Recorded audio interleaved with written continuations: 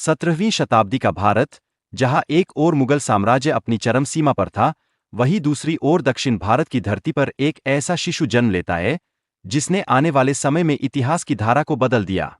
सन 1630 में पुणे के पास शिवनेरी के दुर्ग में शाहजी भोंसले और उनकी धर्मपत्नी जीजाबाई के घर एक पुत्र का जन्म हुआ।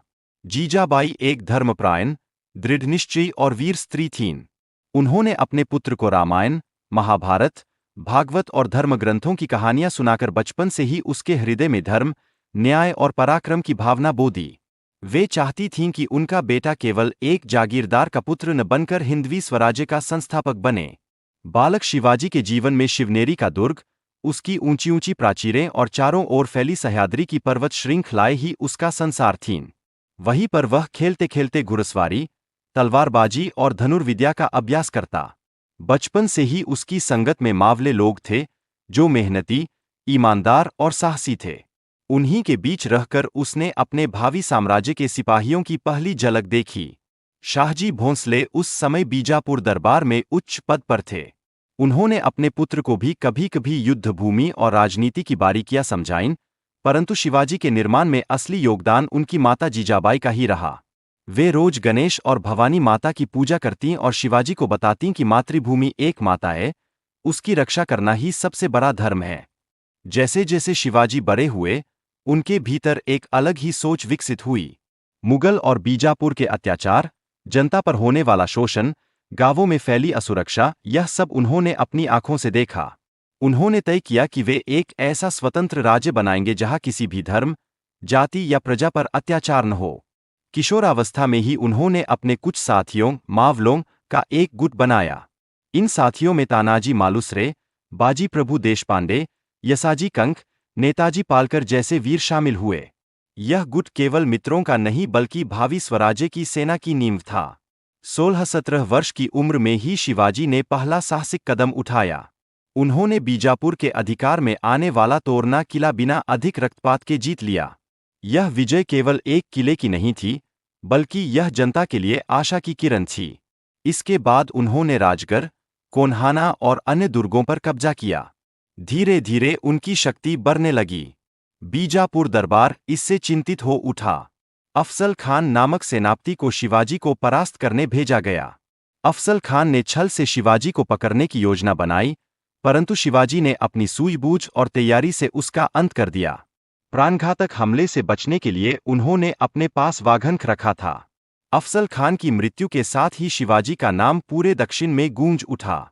अब बीजापुर ही नहीं, मुगल दरबार भी उनसे भयभीत होने लगा। औरंगजेब ने अपने सेनापति शाहिस्ते खान को शिवाजी को दबाने भेजा। शाहिस्ते खान पुणे में लाल महल में डेरा डालकर बैठा, परंतु शिवाजी ने रात्रि में मात्र कुछ सैकड़ों साथियों के साथ लाल महल में घुसकर शाहिस्ते खान पर हमला कर दिया।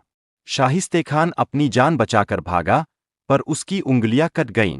इस घटना ने मुगल साम्राज्य की प्रतिष्ठा को गहरी चोट पहुंचाई। इसके बाद शिवाजी ने सूरत पर धावा बोला। सूरत उस समय व्यापार का बड़ा केंद्र था। वहां अपार धन था। शिवाजी ने सूरत से वह धन लूटकर अपनी सेना और किलों की मजबूती में लगाया। इससे उनकी आर्थिक शक्ति बहुत बढ़ी। लेकिन मुगल इससे चुप नहीं बैठे। औरंगजेब ने अपने सबसे बड़े सेनापति जयसिंह को भेजा। जयसिंह ने कूटनीति और युद्ध नीति से शिवाजी को दबाया और अंततः शिवाजी को आगरा बुलाया गया। आगरा में औरंगजेब ने उनका अपमान किया। शिवाजी और उनके पुत्र संभाजी को कैद कर लिया गया। किंतु शिवाजी की बुद्धिमानी और साहस यहाँ भी काम आई। उन्होंने बीमार होने का नाटक किया और फिर फलों की टोकरी में छिपकर आगरा से निकल भागे। यह घटना उनकी चतुराई का सर्वोत्तम उदाहरण है। आजादी के संघर्ष के इस दौर में शिवाजी ने एक एक किला फिर से अपने अधिकार में लिया। उन्होंने अपनी सेना को संगठित किया, नौसेना का निर्माण किया और समुद्र पर भी अपनी शक्ति स्थापित की। सिद्दी और पुर्तगालियों जैसे समुद्री शत्रुओं का सामना करने के लिए उन्होंने किलों को समुद्र किनारे तक फैलाया। 1674 में रायगढ़ किले पर एक भव्य समारोह में उन्हें छत्रपति के रूप में अभिषिक्त किया गया। अब वे केवल एक जागीरदार या सेनानायक नहीं, बल्कि स्वराज्य के सम्राट बने। इस अवसर पर उनकी माता जीजाबाई जीवित नहीं रहीं, परंतु उनके सपनों का साकार होना निश्चित हो गया। राज्याभिषेक के बाद शिवाजी ने न्यायपूर्ण शासन की स्थापना की। उन्होंने धर्म, जाति, भाषा, क्षेत्र के भेदभाव से ऊपर उठकर शासन किया। उनके राज्य में स्त्रियों की रक्षा होती, किसानों से अन्यायपूर्ण कर नहीं वसूला जाता, मंदिरों मस्जिदों का आदर होता। यही कारण था कि उनकी प्रजा उन्हें केवल राजा नहीं, बल्कि जननायक मानती थी। लेकिन समय के प्रवाह को कोई रोक नहीं सकता। 1680 में शिवाजी महाराज का देहांत हुआ। उनके जाने से संपूर्ण महाराष्ट्र ही नहीं, पूरे भारत में शोक की लहर दौड़ गई।